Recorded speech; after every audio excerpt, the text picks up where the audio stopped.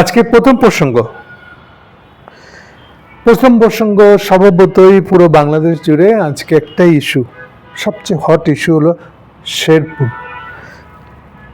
শেরপুর ঝিনাইগাতি এসব জায়গা। শেরপুর আপনারা জানেন যে ময়মনসিংহের শেষ মাথা, প্রায় ময়মনসিংহ এককালে ছিল ময়মনসিংহ অধীনে, এখন শেরপুর নিজের জেলা, ও পাট্টা ইন্ডিয়া, মেঘালয়।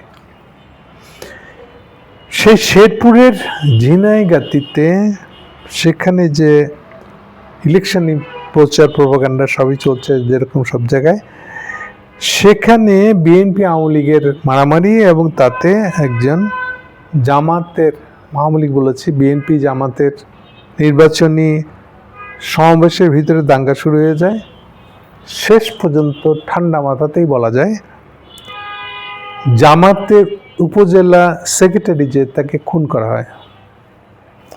মোটা দাগে এই হলো প্রসঙ্গটা।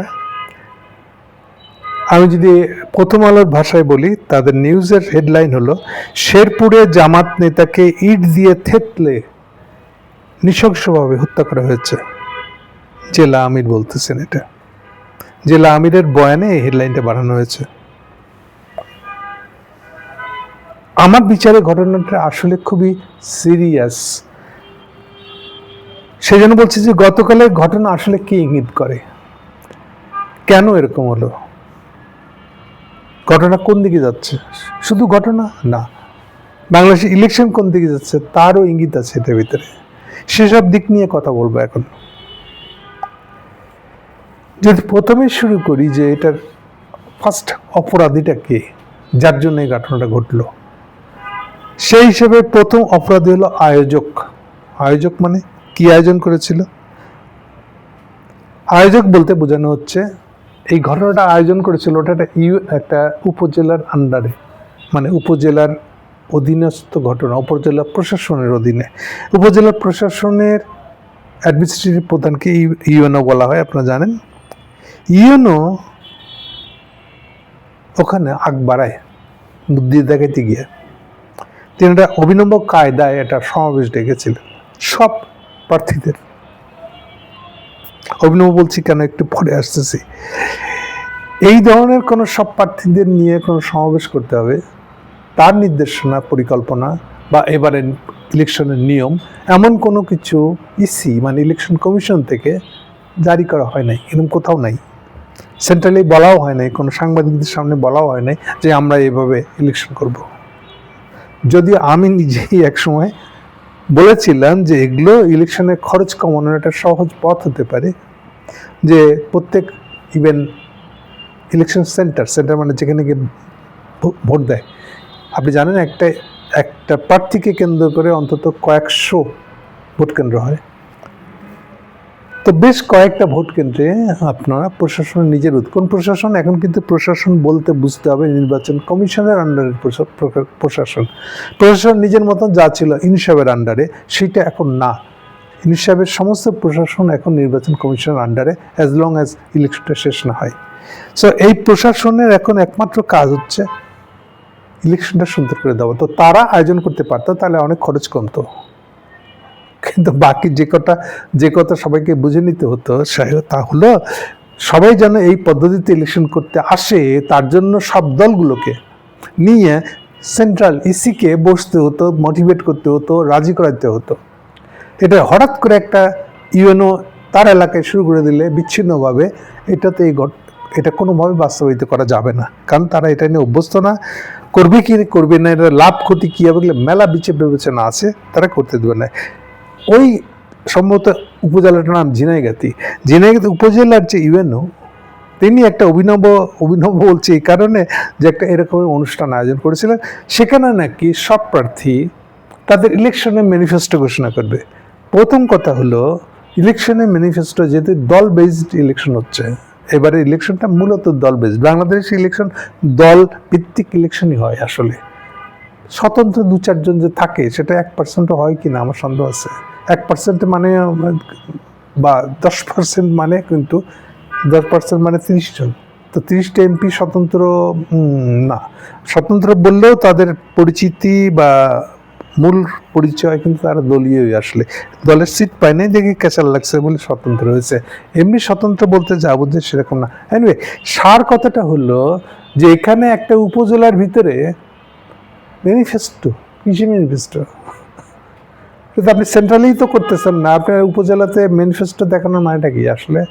এখানে তো আসলে কি হবে, বকাবাজি হবে, আমি অমুকটা করে দেবো তমুকটা করবো, এগুলি হবে আসলে। আচ্ছা, তারপরে কি হলো, আপনি সেই সমাবেশ ডাকছেন সব প্রার্থীগুলোকে এক জায়গায়, এই সময় যখন বোধহয় আর মাত্র 2 সপ্তাহ না ইলেকশনের, তখন আপনি প্রার্থীগুলা যেগুলো গরম হয়ে আছে একটা আরেকটার বিরুদ্ধে, সেগুলোকে এক জায়গায় নিয়ে আসতেছেন একটা সমাবেশে। এটা কি রিস্কি না? এই রিস্ক ঠেকানোর জন্য আপনার কি প্রস্তুতি ছিল, এগুলো কিচ্ছু চিন্তা করেন নাই। আমি বহুবার বলেছি যে আমাদের প্রশাসনের সবচেয়ে বড় সমস্যা হলো তারা ম্যানেজমেন্ট বুঝে না। প্রশাসন যে ম্যানেজমেন্টের জিনিস ওরা বুঝে না। ওরা হলো আমরা পলিটিক্যাল পার্টিকে ধরবো, ধরে আমাকে কি দেওয়া বলো, তোমার জন্য আমি কি ফেভার করে দেবো বলো, এটাই হলো আমলাগিরি, এটাই হলো প্রশাসন। এই হচ্ছে আমাদের ধারণা। এই সবগুলোকে যদি ভেঙে দিতে হয় তাহলে প্রধান কাজ হলো প্রশাসন মানে ম্যানেজমেন্ট, একটা জিনিসকে গুছায় পরিকল্পিতভাবে করে আনা। সো জিনিসটা ম্যানেজমেন্ট। আসলে আপনি যদি পড়াশোনার দিক থেকে বলেন, আমাদের একটা তথাকথিত জনপ্রশাসন শেখানো হয় ইউনিভার্সিটিতে, পাবলিক অ্যাডমিনিস্ট্রেশন। ওটা গাধার সিলেবাস, এটা ওখানেও লেখা নাই যে মূল বিষয়টা আসলে ম্যানেজমেন্ট। মূল বিষয়টা ওই যে আইবিএ, ঢাকা বিশ্ববিদ্যালয় আইবিএ আছে না, ওইখানে পড়ে আসতে হবে, অথবা ম্যানেজমেন্ট বলে যে ডিপার্টমেন্ট আছে ওখানে পড়তে হবে। মূলত আমাদের এখানে ধরে নেওয়া হয়েছে ম্যানেজমেন্টটা একটা কারখানা ম্যানেজমেন্ট, বড় জোর। সে কি ম্যানেজ করবে, ম্যানেজ জিনিসটা কি তাই তো বুঝে না, যেন ওর সাথে প্রশাসনের কোনো সম্পর্ক নাই। আমি প্রশাসনের চাকরি করি, আমি বিসিএস ক্যাডার। এগুলো আমাদের এখানকার অ্যাটিচিউড।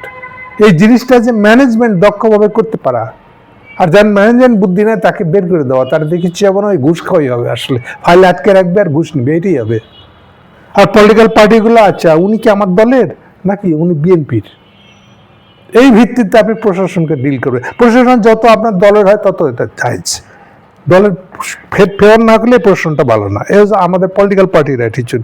কিন্তু মূল জিনিসটা হলো দক্ষভাবে করতে পারা। যার দক্ষতা নেই সে কেমনে করবে? এই ইউনোর চরমতম অদক্ষ একটা লোক, কিন্তু আকাশচুম্বী তার স্বপ্ন। এই যে কাণ্ডটা করতে গেছেন, পলিটিক্যালগুলোকে এক জায়গায় এক আসরে নিয়ে এসছে, সেখানে শুরু হয়েছে কি, আগে আসছে জামাতের লোকেরা, সভাপতি তার সামনে বসেছে, পরে আসছে বিএনপি, না সব আসন তারা নিয়েছে কেন আমাদের কথা। তাহলে এই বিষয়টা আসলে আগেই ইউএনও ঠিক করে দিতে পারতো কোন দল কোন দিকে বসবে। এমনিতে যে কোনো সভায় বসার নিয়ম ডাইনে বাঁয়ে দুটো তো দিক থাকবেই, তাহলে ভাগ করে দিতে পারতেন। কিছুই করেন না, আপনি দাঁড়া দেখছেন। কখন শুরু হয়েছে ঘটনাটা, এটা নিয়ে আপত্তিটা শুরু হয়েছে, অনুষ্ঠান শুরু হয়েছে, স্টেজের লোকজন উঠছে, প্রার্থীগুলোও সব স্টেজে এসে গেছে। এরপরে শুরু হয়েছে যে আমাদেরকে বিএনপি লোকেদেরকে সামনে বসে দেওয়া হয় না, সবই জামাত দখল করছে, সবই জামাতের লোকেরা বসে আছে। তাই মানে যেই বিষয়টা আগে সমাধান করে রাখার আপনার উচিত ছিল ইউএনওর, আপনি সেটা কিছুই করেন নাই। এরপরে সেখান থেকে গন্ডগোলটাকে শুরু হয়ে এখন কে সামনে বসবে কে পিছনে বসবে এইটা সমাধান করতে গেছে তারা মারামারি দিয়ে। তো সম্ভবত এটা বিশৃঙ্খলা কোন দিকে যাবে বুঝতেই পারে। তো এই জন্য বলেছি যে প্রথম অপরাধী হলো আয়োজক ইউএনও, আর তার সাথে জড়িয়ে আছে ইসি, ইলেকশন কমিশন নিজে। তার নিজের কোনো পরিকল্পনা নাই কেন? সে কি জানতো না যে ওখানে একটা এরকম আয়োজন করা হয়েছে?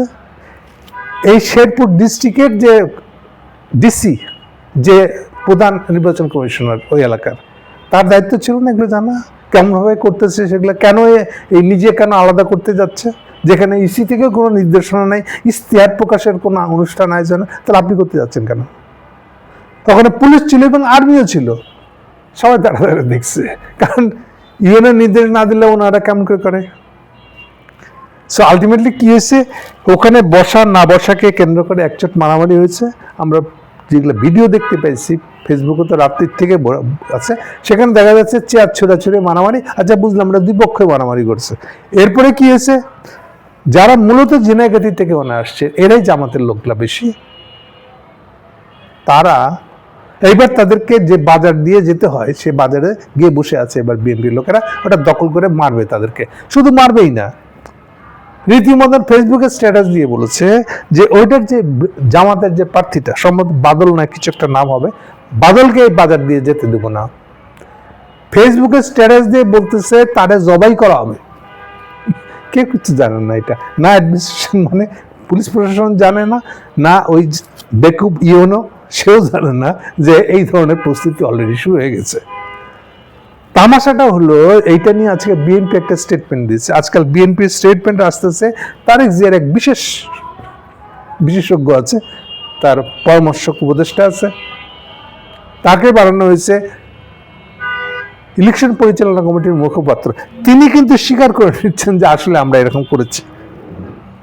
তিনি বলতেছেন, মানে এটা হলো অনেকটা যে আমি তো জামাতের প্রার্থী বাদল তোমাকে তো মার বলে ঘোষণা দিছি, কিন্তু তুমি কেন গেলা, ওইটাই তোমার দোষ। আমি যে তোমাকে মারবো বলে ঘোষণা দিছি ওটা দোষের না।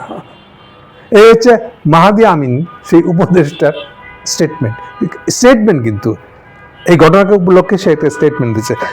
তারা যে নিজেরাই নিজেদেরকে দোষী মনে করতেছে তার আরেকটা বড় প্রমাণ হলো তারা গত রাত্রেই শেরপুরের জেলা কমিটি সম্ভবত জেলা কমিটিকে স্থগিত করে দিয়েছে। কেন? তারা তো মজলুম, তারা তো ওখানে আসন পায় নাই বসতে। আবার নিজেই বলতেছে এটা খুব তুচ্ছ একটা ঘটনা ছিল, আর সামনে বসা না চেয়ারে বসাকে কেন্দ্র করে। তো ভাই এই এত যদি ঠুনক হয় তাহলে একটা মানুষ প্রার্থীকে, একটা দলের একটা উপজেলা কমিটির সেক্রেটারিকে খুন করে ফেলালেন, ইট পাথর দিয়ে ছেচে।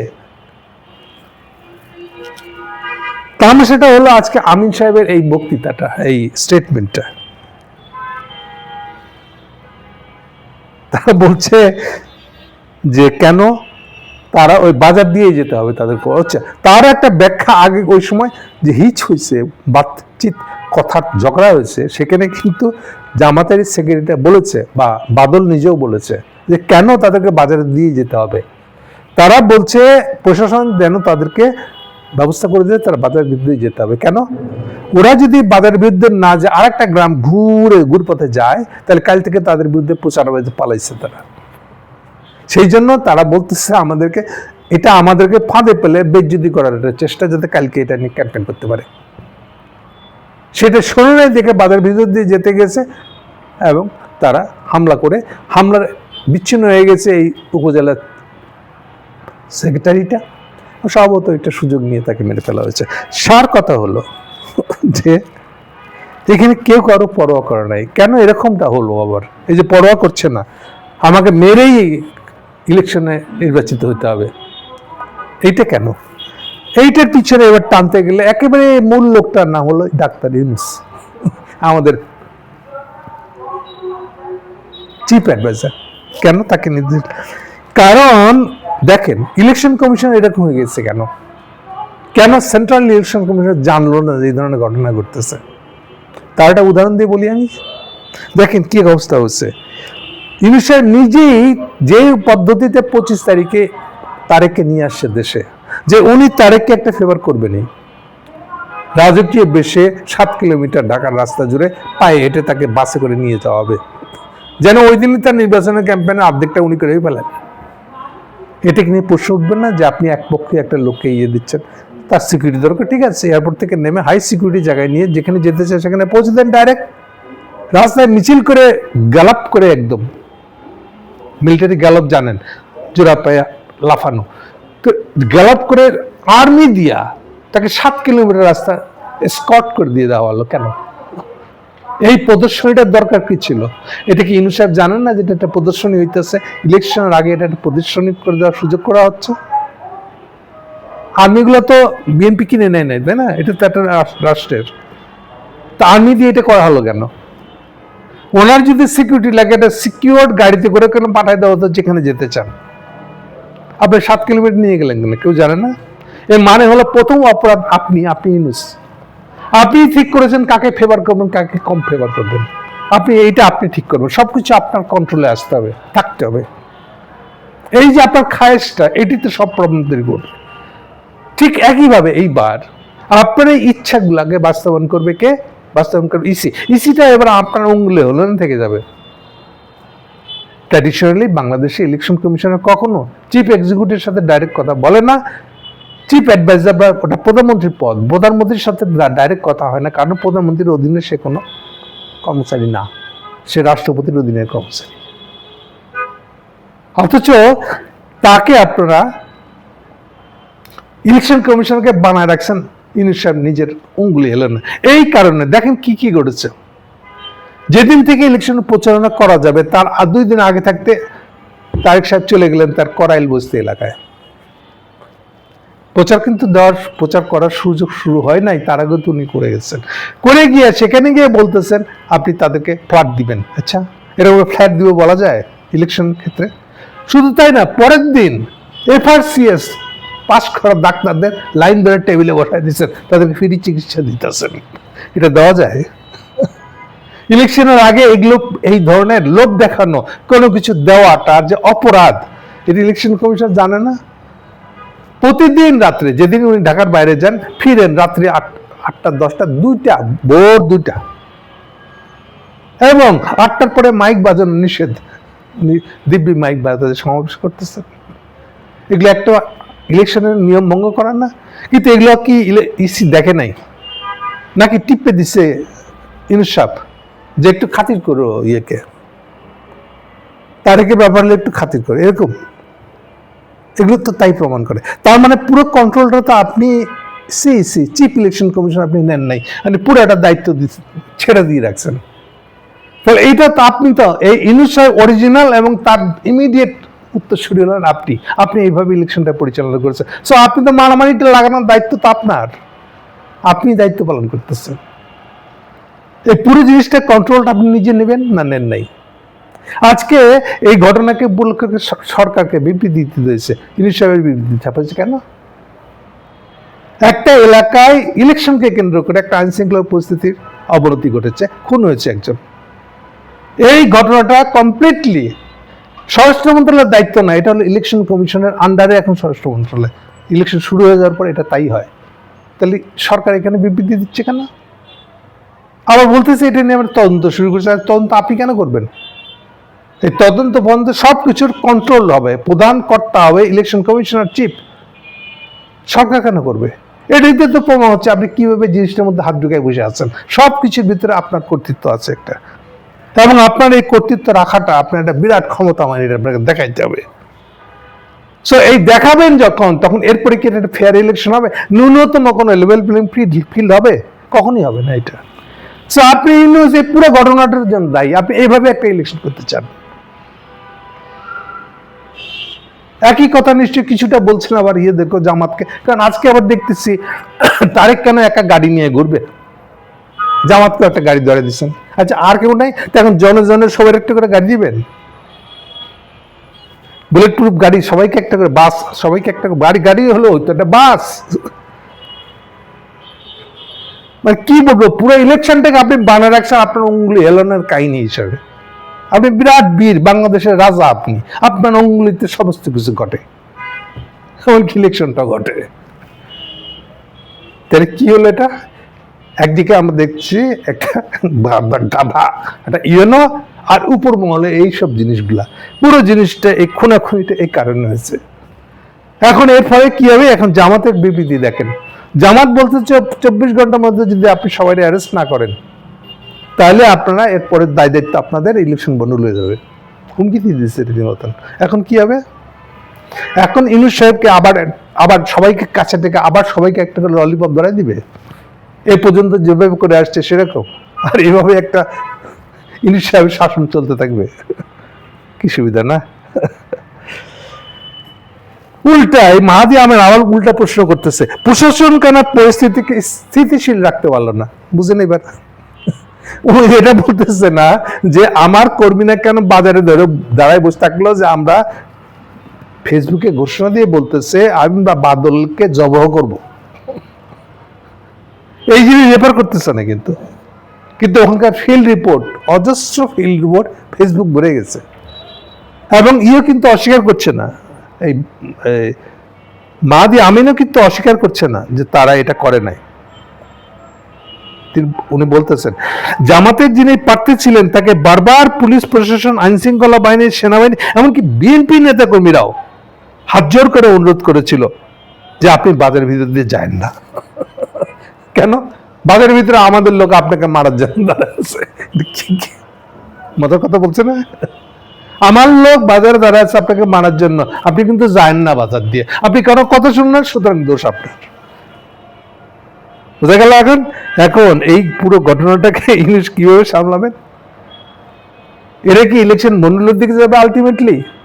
এটা আমাদের দেখার জন্য ওয়েট করতে হবে। বাট কি ধরনের ইলেকশন হচ্ছে তা একটা বোঝা গেছে। এই জন্য বলছিলাম যে এই পুরো ঘটনাটা, বাংলাদেশের ইলেকশন কোন দিকে যাচ্ছে, দেশের রাজনৈতিক পরিস্থিতি কোন দিকে নিচ্ছে সব, তার একটা চিত্র এখানে আছে। আপনারা দেখতে চাইলে সেটা দেখতে পাবেন, যদি না মনে করেন যে এটা শুধুমাত্র একটা ইলেকশনে মারামারি।